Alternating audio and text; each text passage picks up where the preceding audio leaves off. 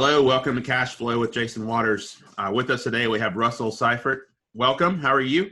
Very good. And yourself, Jason? Doing well. I know we've known each other for a long time, but it's good to get reacquainted here online. Yeah. Russell's the founder of Creative Solar USA. And tell us a little bit about your company and what you do and how you got into that. We are Creative Solar USA. We are what people call a EPC provider. So that is an organization that consults, designs, even sometimes finances and builds solar energy systems, like what people put on the rooftops of their homes or what commercial businesses put up, and even the interconnection process. And I guess over the course of, we're on our 13th year now, we've evolved to doing a lot more residential than commercial, but commercial has definitely picked up. But we're known as what you would call a turnkey provider. So we do everything. So the customer is not left out there in the cold, because in solar, even though it's perceived as a very cool, sexy technology, there are multiple steps, more than even just building a home. Because you're dealing with utility regulatory, permitting, different styles of pipes of permitting, interconnection process, etc. And the people here are very passionate, and we have a good time. We work hard, but we have a good time. Okay, so you put in the whole solar system, solar systems, solar right? Array, yeah. In a home or a business. Yep. Including the panels, including whatever, whatever batteries or how. Yep. You store energy storage, energy goes. How does that work?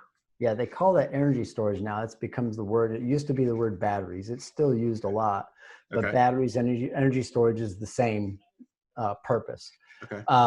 And that has really changed in just the last 3 years. I mean, the energy storage market, almost 70% of our clients now are requesting some form of energy storage with their solar. Okay. Because the cost has really come down. And because of the versatility of the innovative technology that has come with lithium ion technology, people can use it for offloading their peak shaving.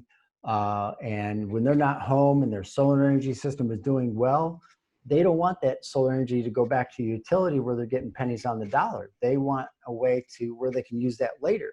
So when they come home at night, or if they get up early in the morning and it's dark outside, they can use what's stored and use that to supplement what they usually pull from the grid.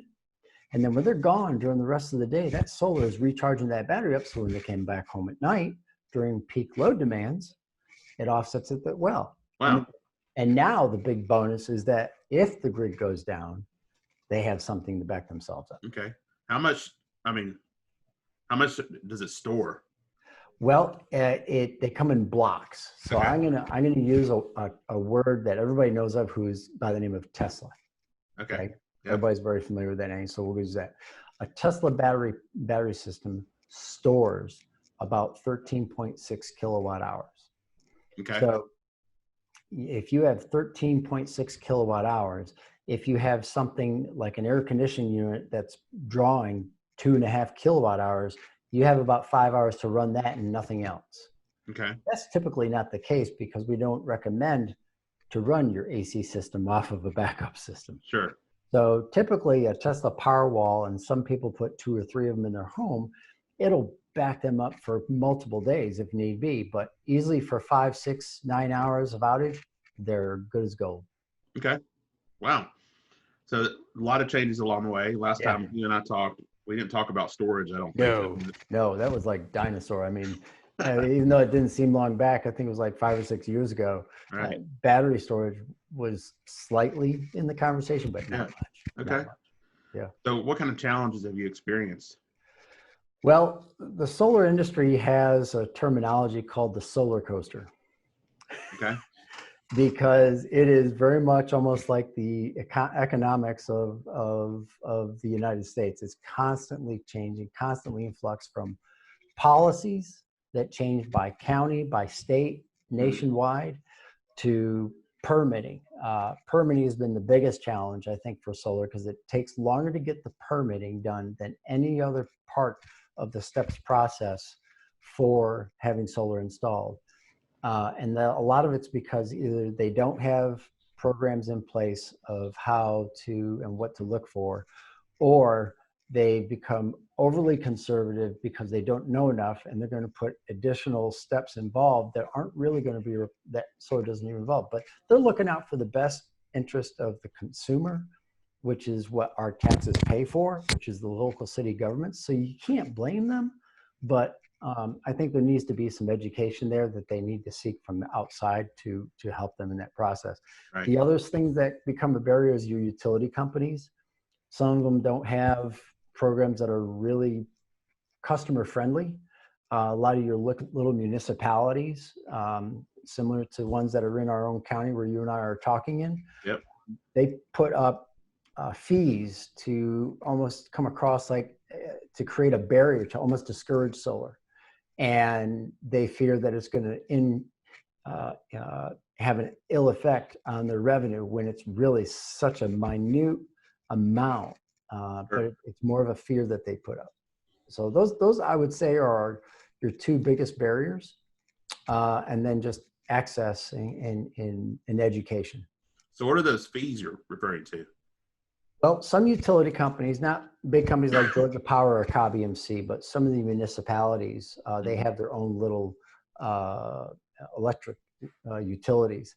And if somebody wants to put solar in their home, they'll say, okay, that's fine, but for every kilowatt you put up on your roof, we're going to charge you $10 a month. Okay. So if somebody puts a 5 kilowatt system, they're getting charged $50 a month in a flat fee for just having solar. Wow. So it doesn't make it feasible. Okay. Yeah. Interesting. Talk some more about that someday. Yeah. What kind of cool projects are you working on these days? One that's really actually in our back door. I think you know who Cobb EMC is. Of course. So Cobb EMC is the largest electric membership corporation on the East Coast. And they are one of the top 5 in the country. And about 2 years ago, we were talking lightly about doing something together, and they put a project out there. We bid for it. We were competing with other companies across the country. And I was very surprised that we were selected, because I actually pushed against 2 of our people in the company here that wanted us to go after. I said, it's too big. I said, we're going to be going against national companies. I said, I don't really see how this could work. And they said, but Russ, we're in the back door. We're right down the road from them. We need to go after this. So it took some serious convincing to me. And I said, okay, if we're going to do it, and I pushed back because I wanted to see how bad they wanted to do it. And the 2 people we had on staff, they really were eager. So they put a lot of effort into it, and we actually got the project. So we are finishing up. It'll be done by the end of this month. We've been on it, started since January. We'll be covering the entire roof surface of the entire Cobb EMC campus. Oh, wow. 1.86 megawatts. So there's almost 7,000 solar panels on the rooftop of Cobb EMC's campus. Wow. Yeah. That's awesome. Congratulations. It is. Thank you. And what's really innovative is we're doing a 1 megawatt storage facility.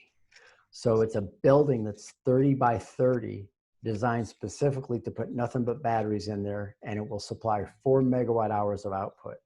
That's awesome. It is. It's there's going to be a lot of good exposure, I think, for them as well as us. It's kind of a research and development that Cobb is looking into to have more innovation at their facility than any other electric EMC, which they are doing. And it's also designed so they can educate themselves, but also support their members who believe in renewables. Okay. Yep. Great. We're about to run out of time. So finally, I'd just like for you to let us know, how can folks get in touch with you? Well, they can go to our main page, which is creativesolarusa.com, and ask us and fill out a form for us to contact them. They could go to Creative Solar USA on Facebook and Instagram, and we also have educational videos, etc., stuff of that nature. Or they can just reach us by phone at 770-485-7438. All right. If anyone wants to get in touch with me, you can reach me on my website at financejw.com or on any social media channel, Jason Waters, #cashflow. Until next time, stay safe.